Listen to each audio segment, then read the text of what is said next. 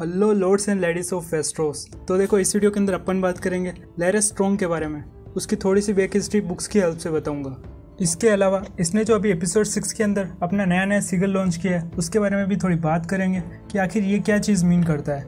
तो वीडियो को करते हैं शुरू बिना किसी स्पॉइलर के। तो सबसे फर्स्ट लैरस स्ट्रॉन्ग की एंट्री अपन को शो के अंदर दिखती है 107 के अप्रोक्स, जब एगोन का फर्स्ट बर्थडे होता है। लेकिन अपन अगर बुक्स के अकॉर्डिंग चले तो इस बंदे का जन्म हुआ है हेरन हॉल के अंदर, और 105 AC के अंदर उस टाइम पर इसके फादर लायनल स्ट्रॉन्ग, जो कि मास्टर ऑफ लॉज होते हैं स्मॉल काउंसिल के अंदर, वो अपने चारों बच्चों को हेरन हॉल से यहाँ पे लेके आते हैं। उनमें होता है हार्विन स्ट्रॉन्ग, ये लैरस स्ट्रॉन्ग और इसकी दोनों बहनें। तो 105 के अंदर किंग्स लैंडिंग आने के बाद में इन दोनों भाइयों का बचपन यहीं पर बीतता है।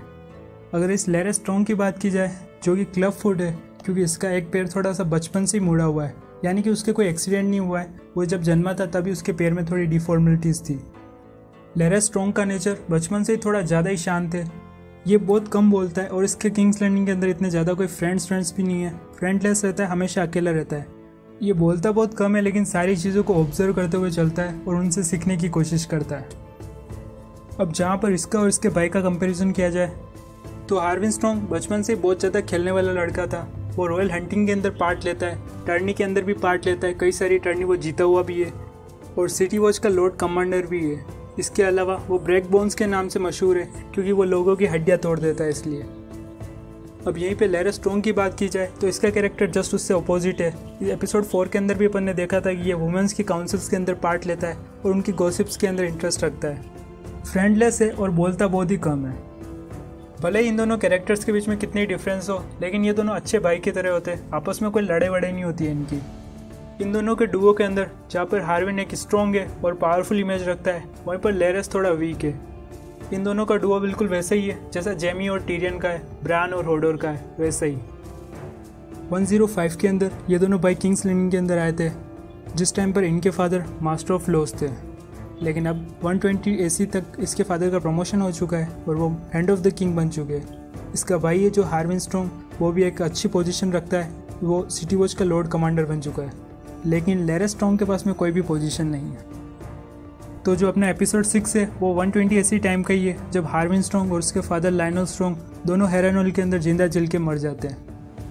अब शो के अकॉर्डिंग तो इन दोनों को लैरस स्ट्रॉन्ग ने मरवाया, क्योंकि लैरस स्ट्रॉन्ग के पास में कोई भी पोजीशन नहीं है। इन दोनों को मरवाते ही वो लॉर्ड ऑफ हेरन हॉल बन चुका है, और अगर एलिसेंट उसको रिवार्ड के रूप में स्मॉल काउंसिल के अंदर ले लेवे तो वो स्मॉल काउंसिल का भी एक मेंबर बन जाएगा। लेकिन बुक्स के अंदर हार्विन स्ट्रॉन्ग और लायनल स्ट्रॉन्ग इन दोनों को मरवाने वाले बहुत सारे और भी लिस्ट में हैं। लैरस स्ट्रॉन्ग ने उनको मरवाने का रास्ता फायर इसलिए चूज़ किया क्योंकि हेरन हॉल, इसके बारे में कहा जाता है कि ये जगह श्रापित है, यहाँ पे बहुत बार वैसे ही आग लग जाती है, इसलिए आग सबसे बेस्ट ऑप्शन रहेगा उनको मारने का। लैरस स्ट्रॉन्ग ने अपने फादर और हार्विन को मरवाने के लिए जिन लोगों का यूज़ किया वो सिटी वॉच के पकड़े हुए नॉर्मल क्रिमिनल्स थे, लेकिन ये उन लोगों को अपना एक सिगल देता है, और इसकी अगर छड़ी देखोगे तो उसके ऊपर भी इसका सिगल बना हुआ है। तो यहाँ पर अब इसके नया लॉन्च हुए सिगल के बारे में बात करते हैं। तो सबसे फर्स्ट तो जो ये नया सिगल लॉन्च किया है, इसके बारे में लोगों का अंदाज़ा था कि ये कोई बी है, मतलब कि एक मधुमक्खी। अब मधुमक्खी क्यों है इसका भी रीज़न सुन लो। तो बुक्स के अंदर एक कैरेक्टर है जिसका नाम है मशरूम, वैसे शो के अंदर तो नहीं दिखा रखा है, लेकिन वो इस लैरस स्ट्रॉन्ग के बारे में बोलता है कि लैरस स्ट्रॉन्ग के मुंह से ऐसे शब्द निकलते हैं जैसे कि कोई हनीकॉम्ब, यानी कि शहद के छत्ते से शहद टपक रहा हो, वैसे इतने मीठे शब्द।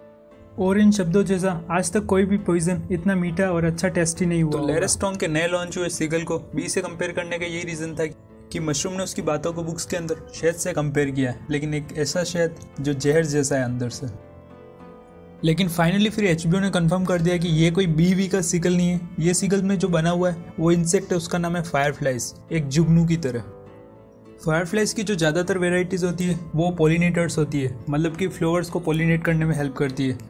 तो अगर तुमको एपिसोड 5 याद हो तो वहाँ पर लैरस स्ट्रॉन्ग एलिसेंट हाईटावर को मेलवेलिस, यानी कि एक ब्रावोस से लाया हुआ फूल, उससे कंपैरिजन करता है। तो यहाँ पे ये एक पोलिनेटर की तरह जो उस फ्लावर को पोलिनेट करने में हेल्प कर रहा है, और इसके बदले वो फ्लावर इसको नेक्टर यानी कि अपना रस देगा। तो इस रस से ज़्यादा डीप में मत चले जाना। इसका मतलब यही है कि लैरस स्ट्रॉन्ग ने फर्स्ट एलिसेंट हाईटावर की मदद की, जैसे कि एलिसेंट ने बोला था कि मेरे फादर यहाँ पे हैंड ऑफ द किंग होते अभी तो सबसे सही रहता। तो इस वजह से लैरस स्ट्रॉन्ग अपने फादर और अपने ब्रदर को मरवा देता है, और इससे वो खुद भी हरनोल का लॉर्ड बन जाता है और एलिसेंट के फादर ओटो हाईटावर के भी यहाँ पे किंग्स लैंडिंग में आने के चांसेस बन जाते हैं। हैंड ऑफ द किंग की पोजीशन में वापस वो भी आ सकता है। अब आगे जाके एलिसेंट इसकी क्या हेल्प करती है वो तो अगले एपिसोड में तुम देखना। अब फायरफ्लाइज को चूज करने का एक और ये भी मतलब हो सकता है कि जैसे फायरफ्लाइज यानी कि जुगनू रात को अंधेरे के अंदर उजाला करते हैं, वैसे ही इसके लाइफ में भी बहुत ज़्यादा वीकनेस थी। ये डिसेबल्ड बंदा था, इसको कोई भाव नहीं मिलता था, लेकिन अब ये खुद अपने दम पर पावरफुल बन रहा है, बिल्कुल वैसे ही जैसे कि लिटिल फिंगर बना था गेम ऑफ थ्रोन्स के टाइम पर वैसे। अब यहाँ पे तुम एक चीज़ समझ लो कि हाउस स्ट्रॉन्ग, जिस हाउस स्ट्रॉन्ग से ये बिलोंग करता है उसका सिगल बिल्कुल डिफरेंट होता है। वो एक प्लेट होती है जिसके ऊपर 3 कलर्स प्रेजेंट होते हैं, रेड, ग्रीन, ब्लू, लेकिन इसने इसका अपना खुद का नया सिगल बना दिया है और चेंज कर दिया है, बिल्कुल वैसे जैसे लिटिल फिंगर ने किया था। तो देखो लिटिल फिंगर के भी बिल्कुल इसके जैसे ही सीन था। लिटिल फिंगर का जो हाउस था वो बहुत ज़्यादा कमज़ोर था, इतना पावरफुल हाउस नहीं था। उसके हाउस के अंदर जो उसका ऑफिशियल सिगल था वो ये था कि उसके अंदर ब्रावोस का जो बड़ा सा योद्धा नहीं बना हुआ है उसकी शक्ल वही उनके हाउस का सिगल था। और ब्रावोस का सिगल इसलिए था क्योंकि उसके हाउस के जो भी एंसिस्टर थे पहले वो ब्रावोस से जुड़े हुए थे इसलिए। लेकिन लिटिल फिंगर अपने हाउस का सबसे लास्ट बंदा था, जैसे कि लैरस स्ट्रॉन्ग है। उसके बाद में वो अपने हाउस का सिगल चेंज कर देता है और एक मॉकिंग बर्ड लेके आ जाता है, जिसको तुमने गेम ऑफ थ्रोन्स के अंदर कई बार उसके कपड़ों के ऊपर या फिर वो जो ब्रोथल चलाता था उनके बाहर लगे हुए देखा होगा। तो इस मॉकिंग बर्ड वाले सिगल का मतलब होता है कि ऐसी चिड़िया जो बाकी जो भी चिड़िया होती है उनकी आवाज़ की नकल करती है।